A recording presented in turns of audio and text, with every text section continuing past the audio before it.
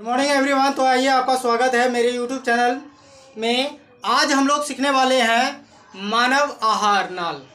आहार नाल से हमको समझ में आता है कि आहार नाल किसको बोलते हैं। यानी कि कहने का अर्थ हुआ ये कि जब हम लोग खाना खाते हैं, हमारी खाना कहाँ से स्टार्टिंग होती है और कहाँ तक पहुँचता है, वह पाचन क्रिया कहाँ कहाँ पर होती है, इसके बारे पर आज हम लोग चर्चा करेंगे। यानी कि आहार नाल जो होता है कि हमारा स्टार्टिंग होता है मुंह से लेकर के मलद्वार तक के जाता है। यानी कि वह जो है कि आहार नाल की लंबाई कितनी होती है, क्या होता है, नहीं होता है, ये सब सारी चीज़ों पर हम लोग क्या करेंगे, आज डिस्कस करेंगे, बातचीत करेंगे। तो आप मेरे साथ बने रहिए, एक एक करके हम इस पर बात करेंगे और एक एक करके इसके डिटेल्स के साथ हम लोग इसके बारे पर हम लोग जानकारी लेंगे अच्छे से। तो मेरे साथ बने रहिए। तो आइए हम लोग देखते हैं मानव आहार नाल। मानव आहार नाल जो होता है, हमारा स्टार्टिंग जो होता है, जो आप स्ट्रक्चर इस तरीके का देख रहे हैं, इस तरीके का मानव का क्या होता है, शेप होता है, आकृति होता है। तो यहाँ से देख रहे हैं कि क्या है, ये मुंह है। मुख मतलब हुआ मुंह, ये हम लोगों का। जैसे हम लोग आहार मतलब कहने का अर्थ हुआ कि जैसे हम लोग खाना खाते हैं जो वह स्टार्टिंग कहाँ से होती है, पाचन क्रिया कहाँ से स्टार्ट होती है, वह होता है मुंह से उस चीज़ का पाचन क्रिया होती है स्टार्टिंग से। तो इसके अंदर में क्या क्या है, इस पर भी डिटेल्स करके बात करेंगे कि मुंह का क्या क्रिया क्या है, किसके माध्यम से भोजन को क्या किया जाता है, तोड़ा जाता है, और उसको तोड़ने की क्रिया क्या है, इन सारी चीज़ों में और क्या क्या मिल करके उसको तोड़ा जाता है। तो इसी के साथ आइए मुंह को देखते हैं। मुंह जो होता है कि मुंह के अंदर में दो जबड़े होते हैं। मुंह के अंदर में क्या होते हैं, दो जबड़े होते हैं। वह दोनों जबड़े के बीच में जो धंसे होते हैं दांत होते हैं। एक वयस्क व्यक्ति के जो होते हैं कि कितने होते हैं, टोटल 32 दांत होते हैं। कितने दांत होते हैं, टोटल 32 दांत होते हैं। तो उसी के साथ मैं आपको बताऊंगा और ये बात बता दूं कि आहार नाल की लंबाई जो होता है, आहार नाल की लंबाई जो होता है वह कितना होता है, 6 से 10 मीटर तक की उसकी लंबाई होता है। इसका लंबाई होता है, आहार नाल की लंबाई होता है कितना, 6 से 10 तक की मीटर तक की लंबाई होती है। यहाँ तक कि आपको समझ में आ गया होगा।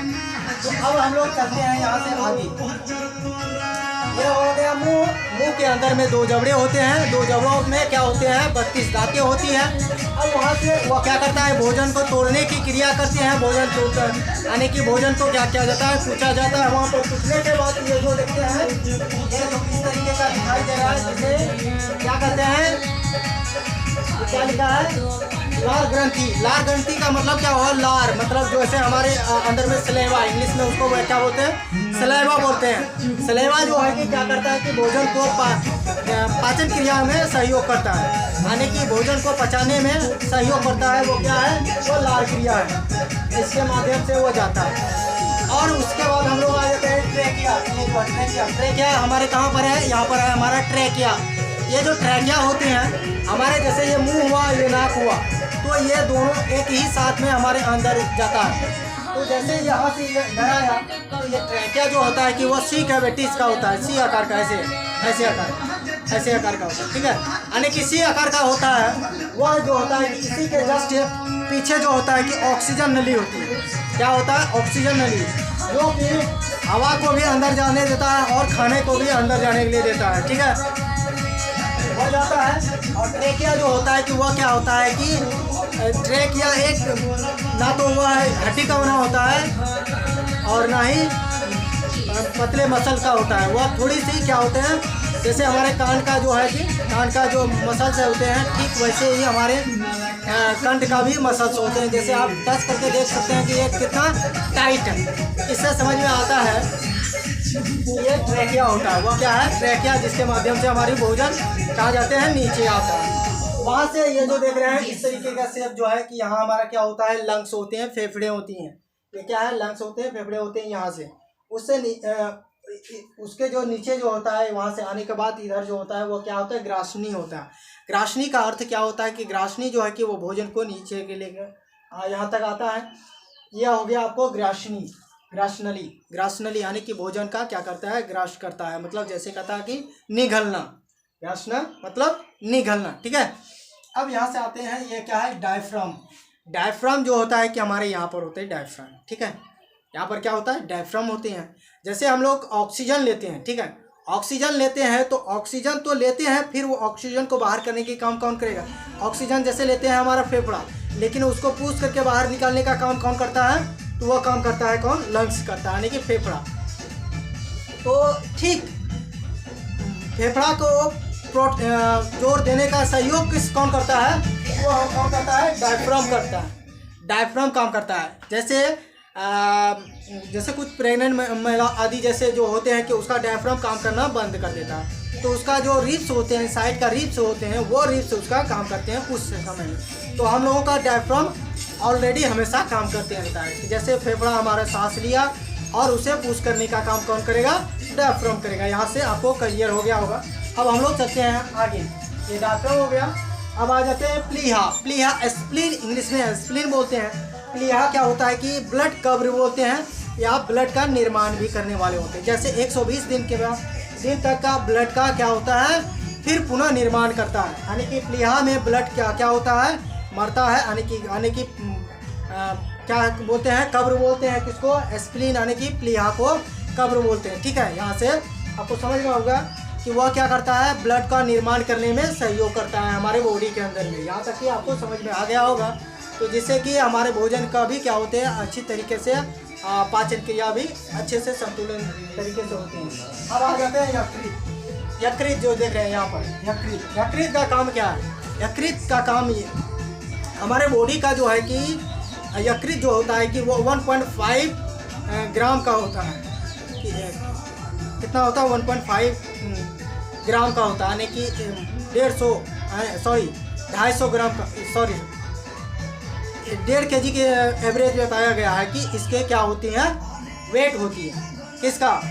यकृत का। ठीक है, और ये क्या करता है कि इसका मुख्य कार्य क्या है कि जैसे हमारे भोजन शरीर में किसी भी चीज़ का पाचन क्रिया के काम करता है, और उससे जो बची हुई अपशिष्ट पदार्थ होते हैं, और वह क्या चीज़ का निर्माण करता है? वहाँ से जो बचे हुए अपशिष्ट होते हैं वह करता है वह क्या? पित्त थैली। पित्त का थैली उसके जस्ट क्या होते हैं? ये जो आकृति देख रहे हैं यहाँ पर, ये पित्त का निर्माण करता है। पित्त का थैली का निर्माण करने का भी काम किसका है? यकृत का है। और यकृत क्या करते हैं? हमारे बॉडी के अंदर में रहते हैं, जो कि 1.5 kg का वजन होता है, जिसे 1.5 ग्राम बोलते हैं। ठीक है, 1.5 kg ग्राम बोलते हैं। ठीक है, यहाँ से आपको समझ में आ गया।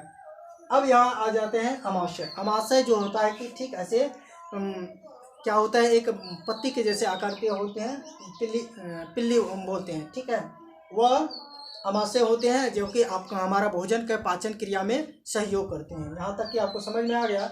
अब यहाँ से आ जाते हैं क्लोन। क्लोन जो होता है कि क्लोन से पहले हम लोग देखते हैं यहाँ छोटी आंत। ये क्या है?